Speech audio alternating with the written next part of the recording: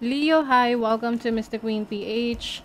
At itinanong natin kung ano yung mga blessings, opportunities, and good luck na parating sa inyo sa loob ng isang taon from June 10, 2025 to June 29, 2026. Yes, isang taon yan because of the astrological transits ng Jupiter entering the sign of Cancer. And maganda tong transit na to kasi si Jupiter ay exalted sa sign ng Cancer. Ibig sabihin nito, they are harmonious, they are supportive of each other, no? Kasi ang Cancerian energy ay very nurturing, caring, emotional, home-centered. So, yung energy naman ng Jupiter is about expansion. So, talagang supportive yung energy ni Cancer sa expansion, sa wisdom, sa learning, and good fortune. So, for you, Leo, aring mas makaresonate dito yung mga Leo rising. So, kung hindi mo pa alam kung ano yung rising sign mo, meron tayong link sa description kung paano alamin yan. And also, pwede rin naman ito mag-resonate sa mga Leo Sun at Leo Moon. Okay? So, for you, Leo, itong transit na to, the blessings, opportunities, and good luck is happening in your 12th house. So, itong transit na to is very spiritual for you. Kasi the 12th house is about your spiritual development. Maari ring meron kang, ito yung time na meron kang mga patatawarin mo yung sarili mo, patatawarin mo yung mga taong nagkasala sa'yo. But this is about you na hindi siya dahil kaya mo siya patatawarin dahil kinalimutan mo or nakalimutan mo na yung nagawa nilang pagkakamali sa'yo. It's about yourself, no? Kumbaga, para sa sarili mo yon, para sa kalayaan, para sa freedom mo, para sa healing mo. Okay? So, I also see some of you maaring may ipupursu kayo na career pagdating sa medical field. Maaring magte-take kayo ng course, nursing, pagdodoktor, nursing aid, or any type of services or courses na related sa medicine or anything like medical courses. Okay?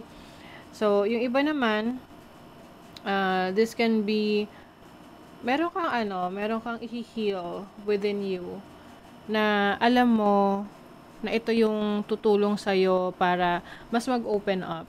Yung parang, di ba pag na-heal mo na yung sarili mo, you feel like parang you can do a lot of things. Marami ka nang kayang gawin. So, that's what I'm seeing for you. You can also be healing your inner child. Yung mga issues mo nung bata ka pa.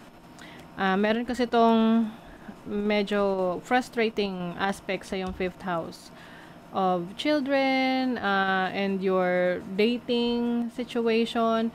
So, meron din ako nakikita rito na parang mga opportunities for relationship na you have to pay attention din. Kasi, syempre, lahat naman ng planets ng energies, merong positive side, merong negative side.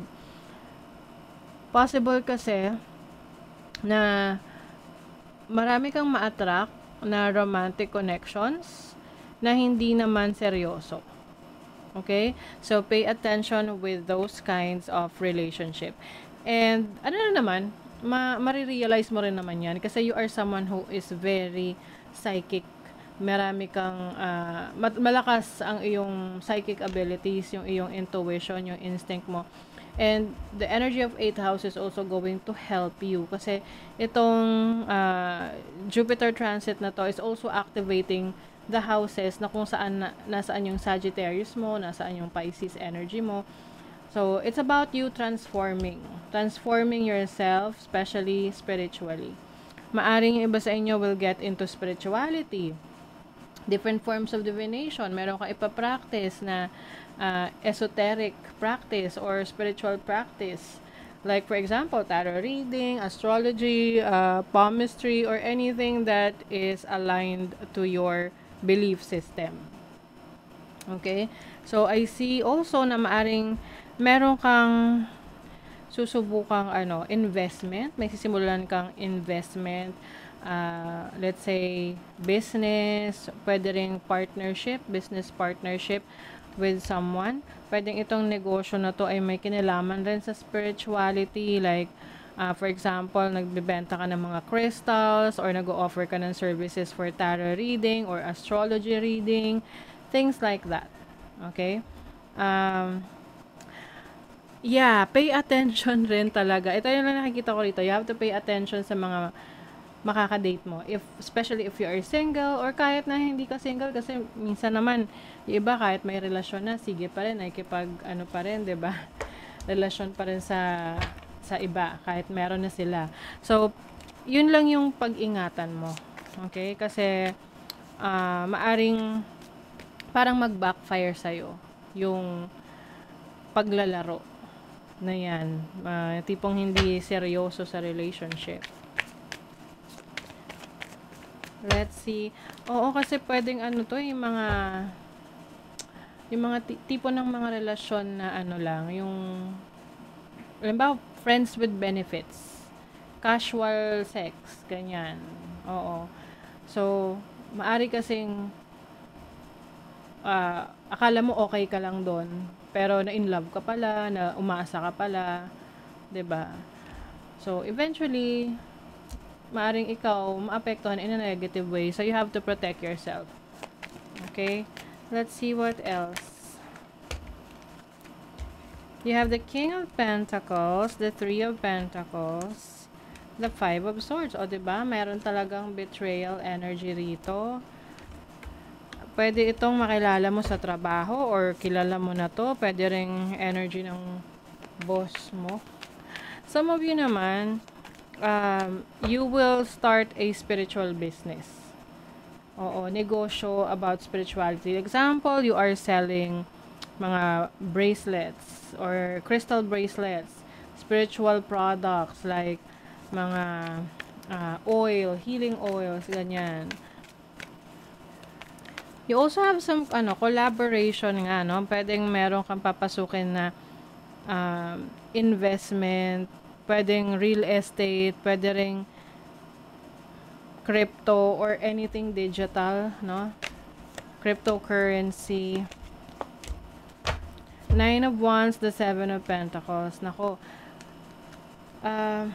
mag-ingat ka rin dun sa yung mga taong magpapaasa sa'yo. Na sometimes there are people na will tend to manipulate you para magstay ka. Parang ina-extend nila yung hope, yung pag-asa sa relasyon nyo or sa negosyo nyo para lang magstay ka. Pero ang totoo, mukhang wala nang patutunguhan. Okay? So, I think, no, itong, parang pag inisip mo, no, nasa ng blessing doon? The blessing here is, you will finally know kung ano or sino yung mga kumakalaban sa'yo, kung sino yung mga dapat mong pagkatiwalaan. Because this can be very challenging for some of you, Leo. Kasi ang 12th house transit can be a bit parang siya yung magfo-focus siya sa development mo sa loob, no? Like, it's like spiritual development. And bago mo naman ma-experience yung spiritual development, marami kang pagdadaanan na experiences. Diba? Speaking of experiences, teacher, pwedeng iba sa inyo may ipupursu kayo na opportunity para magturo, mag-share ng knowledge nyo, or magko-consult kayo sa isang teacher or coach, mentor that will help you. You have sexuality, so yung iba sa inyo maaring, like what I mentioned kanina, pwedeng i-explore nyo yung inyong sexuality. Mag-ingat lang, no? Kasi baka yung iba sa inyo rito magkaroon ng unexpected pregnancy. Kung kayo ay kung wala pa kayong balak to have a kid, maging maingat. But of course, kung ready naman na kayo, then go for it. Kaya lang sa panahon ngayon, mahirap magkaanak kung hindi ka talaga prepared emotionally, financially, spiritually. Rebel. Uy, okay. It's time to celebrate the fact that you don't fit in. Stand on your own 2 feet. Oh, you're going to be more independent. Talagang ipupush mo na ikaw yung masusunod, ikaw yung gagawa ng sarili mong journey, ng sarili mong path na walang makikialam. Okay?